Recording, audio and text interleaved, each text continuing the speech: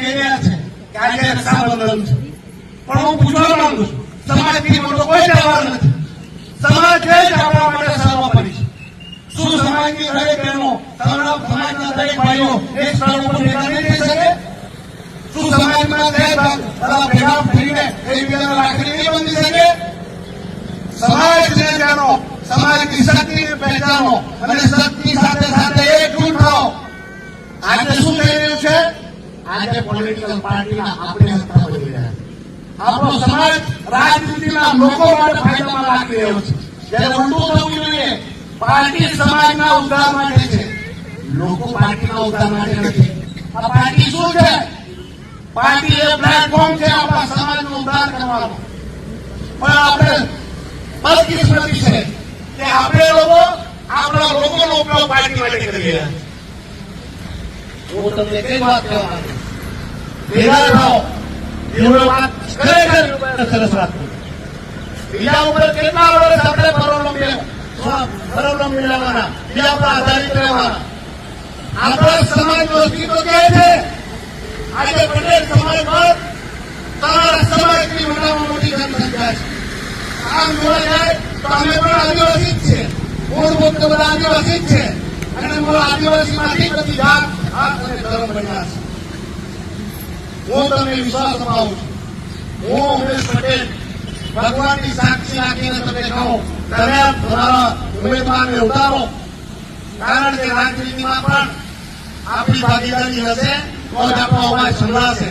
હું તમને કહું કે તમે કોઈ બી પાર્ટીમાંથી ઉભી રહી જાઓ, અગર સમાજ કહેશે કે આ વ્યક્તિ છે, તો હું તમને અહીંયાથી જ વચન આપું છું કે તે વ્યક્તિ માટે હું સમાજ માટેની માણસોનો પ્રચાર કરવા પણ આવીશ અને તેમને બસ બનાવવા આવીશ.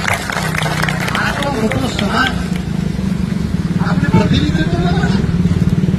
આજે આપણે ભીખ માંગવું પડે? આપણા સમાજના સંગઠનને જાગવાની જરૂર છે.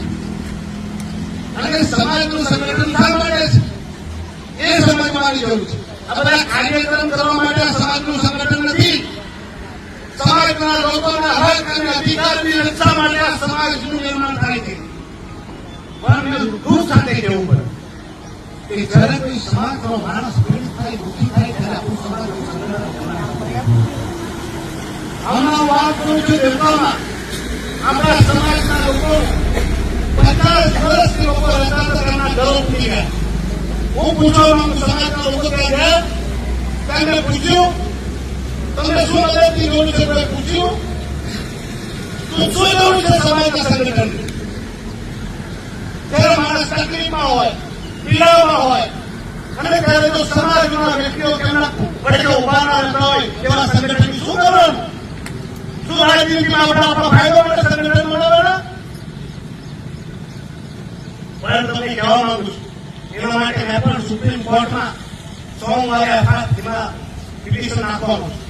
આવી રીતે મારા સાથે ભાવિકભાઈ ઉભા છે, એવું ઉભો છું.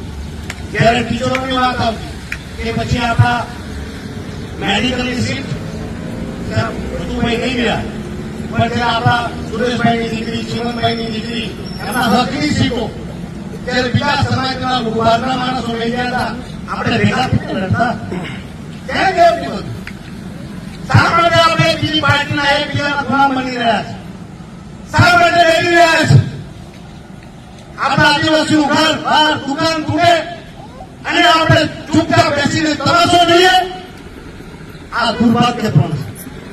આપણા સમાજના માણસોને મળો, એમને મુલાકાત કરી, એમની વેદના, એમનું દુઃખ, એમની પીડાને સમજો. ગમે કરાવવાના, ગમે ત્યારે ઘર તૂટી નાખવાના.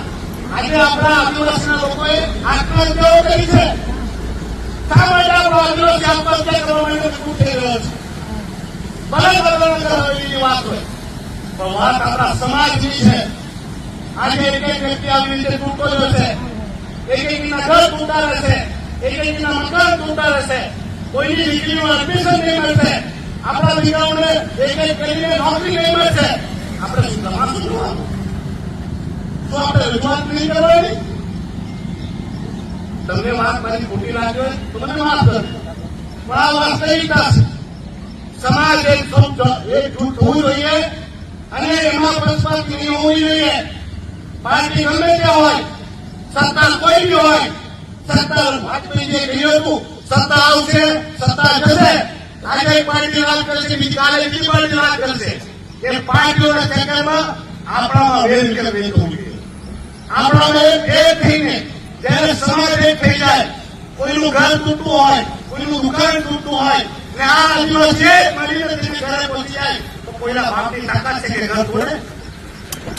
પ્રસંગો આવશે, વાર આવશે, તહેવાર આવશે, પણ જયારે સમાજની વાત આવે ત્યારે વાર તહેવારને ભૂલીને સમાજ માટે ખાઓ. અને જયારે પણ તમને મારી જરૂર પડે, વાત અગ્નિદેવની, સૂર્યની અને સમસ્ત દેવતાઓની કસમ ખાઈને કહું છું, તમારા માટે ભરવા પડ્યો, 1 મિનિટ પણ ધટકાઈશ નહીં, તમારા માટે મારી જાન પણ આપી દઈશ. બસ આ જ કહેવાનો વરસાદ છે, તહેવાર છે, પણ તમને ફરી આ બધી શુભકામનાઓ સાથે વિનંતી છે કે સમાજને તૂટવાની રહેતા, સમાજમાં જ્યારે કોઈને દુઃખ આવે, તકલીફ આવે, ત્યારે બધા એની સાથે ભળજો અને સાથે સહકાર. ધન્યવાદ.